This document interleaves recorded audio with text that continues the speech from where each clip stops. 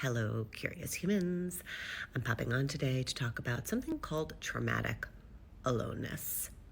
And for those of you that have really intense parts that come out and try to keep you in your people pleasing or try to keep you hiding yourself from everybody around you, or that just hijack your system in whatever way they do. Maybe they hijack your system and you become really depressed, or you become really numb, or drinking, or using other substances, or over-exercising or overworking, whatever it is, right?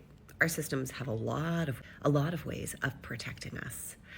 And when I work with clients, the thing that I find when we roll the tape all the way out to the end, to see what these parts of us that come in and hijack our systems are actually trying to achieve, and what their fear is, if they didn't come in and do that, almost always across the board, the final answer is they're trying to keep us from being alone. They want to make sure we belong. They want to make sure we have people. They want to make sure we are not alone. And we are terrified of being alone. I hear women who are so afraid of being alone.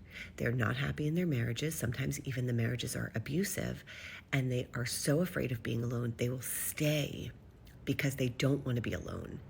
That fear of aloneness is actually a fear of traumatic aloneness, not just of being alone. Because the truth is, as adults, we actually can be alone.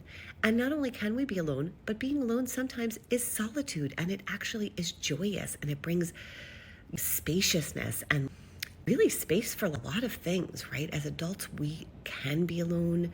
We can take up space alone and enjoy that. Though, as children, being alone is traumatic.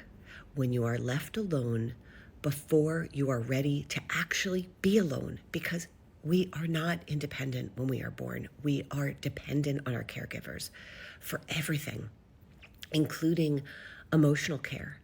And when you are left alone, whether it's physically or emotionally, as a young child, we develop these parts that keep us protected, and what they're protecting us from is that aloneness, which is traumatic.